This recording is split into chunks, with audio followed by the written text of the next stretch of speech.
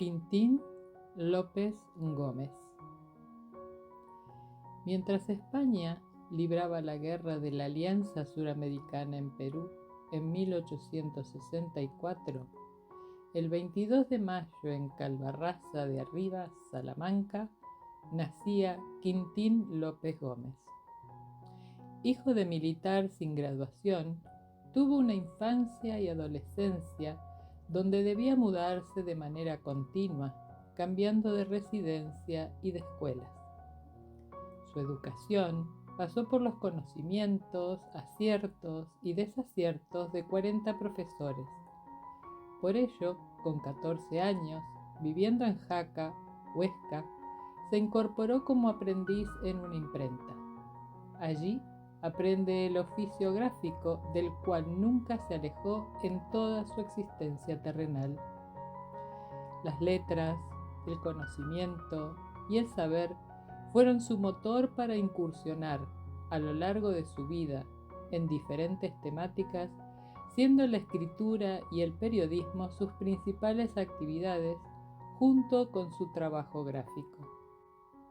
Ya con 17 años pasó a otra imprenta como oficial, época en la que conoce el espiritismo de la mano de Alberto Atalaya, que le sugirió leyese el libro Preliminares al estudio del espiritismo del vizconde Torres Solanot y un número de la revista La Luz del Porvenir, editada por Amalia Domingo Soler. Suscribiéndose a la revista, continuó interiorizándose en el conocimiento de esa doctrina que acaparó su atención, internalizando todos sus estudios en lo relativo a lo espiritualista y psicológico.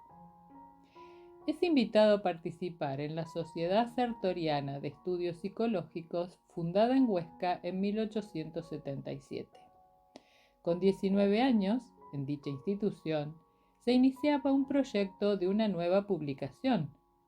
Su voluntad, experiencia y conocimientos gráficos, así como su constante deseo de ayudar y colaborar, lo promovieron a encargarse, de manera meticulosa y con sumo cuidado, de poder dar forma y concretar el proyecto.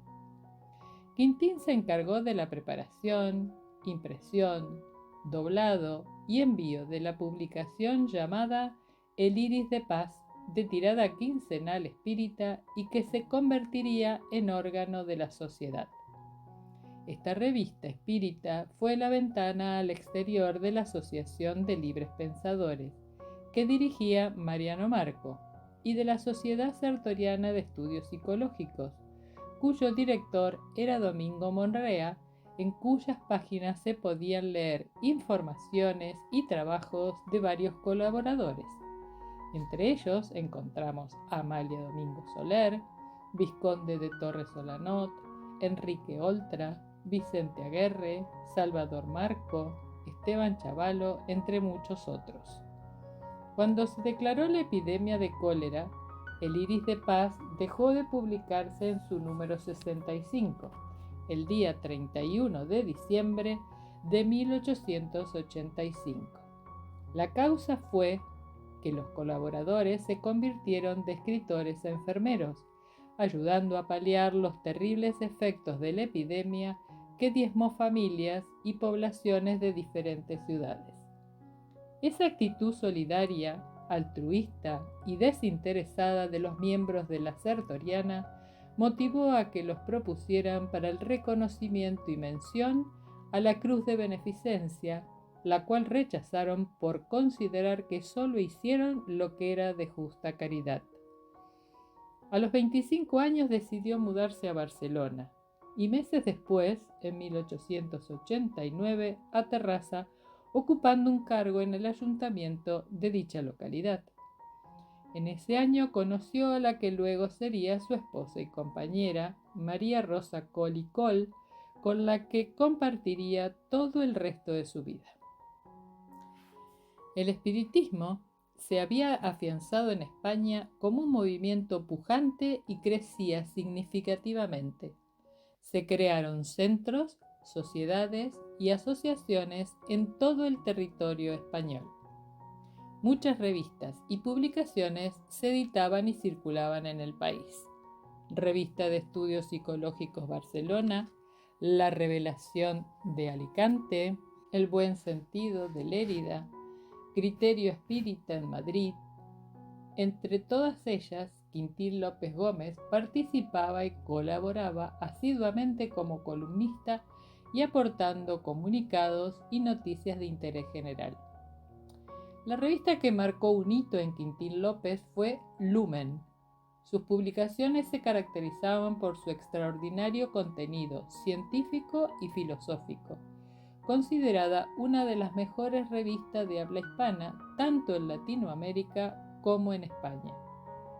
No se conoce una fecha concreta de la primera publicación.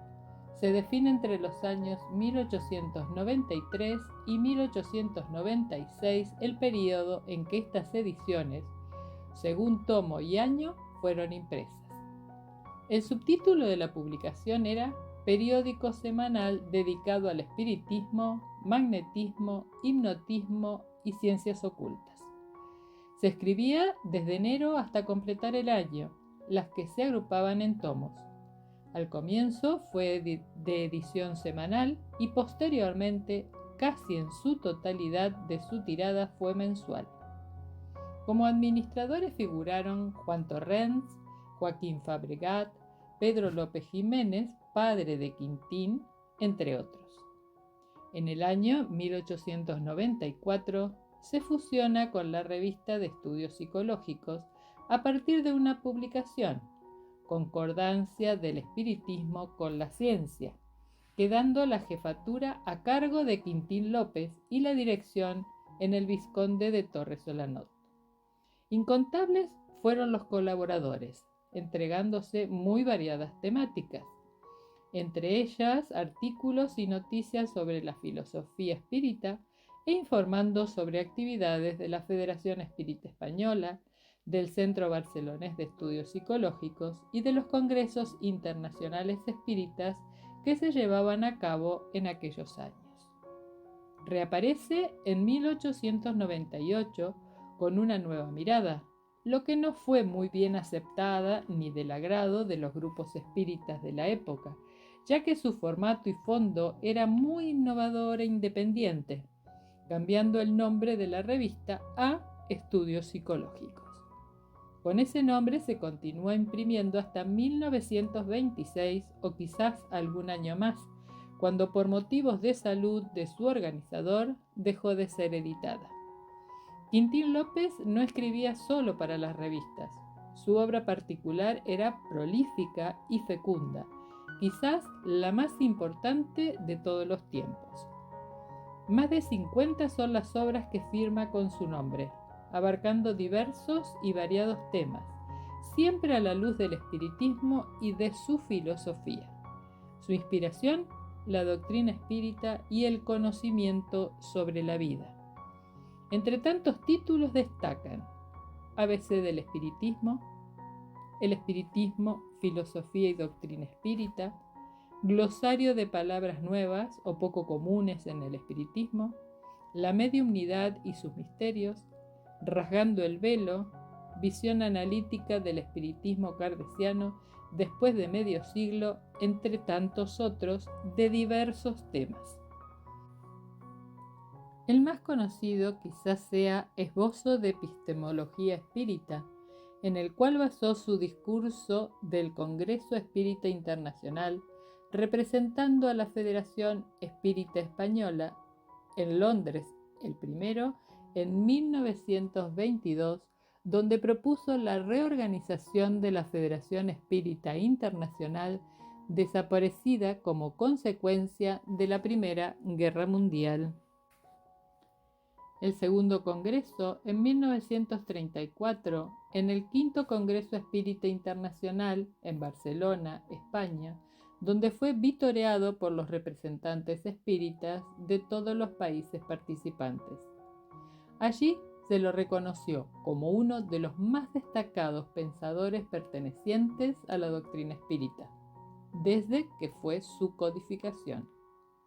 A lo largo de todo su recorrido, a través de sus experiencias y vivencias en el espiritismo, por medio de su conocimiento filosófico y su incansable búsqueda de aprendizajes y respuestas, gracias a una mujer de su tiempo que lo marcó en toda su trayectoria, como lo hemos referido, que fue Amalia Domingo Soler, no cejó nunca en su búsqueda y trabajo incansable y solidariamente al compartir toda su sabiduría en sus tareas y accionar diario, y en sus obras, desarrollando temas importantes y definitorios para el espiritismo y para los que se consideran espíritas, recalcando siempre la necesidad de tener presente y en claro cuál es la idea fundamental que se debe tener de Dios. Apunta en sus escritos a que no sea generalizada, lo que concreta en un informe sobre Dios, una exegesis filosófica más depurada, crítica y de razonamiento esclarecedor, considerando que el hombre es por naturaleza religioso, se reconoce débil y supeditado a las leyes y fuerzas que no logra contrarrestar, es decir, una religión natural, religiones que fueron creadas a imágenes de quienes la crearon. Por ello, había que revalorizar esa idea de Dios y mostrar su verdadera génesis, haciendo ver que era el espiritismo quien facilita esa hipótesis de un Dios que se entiende de las diferentes capacidades estésicas y noológicas, una transformación de la fenomenología que analiza el acto de la intención sintiente en combinación del análisis filosófico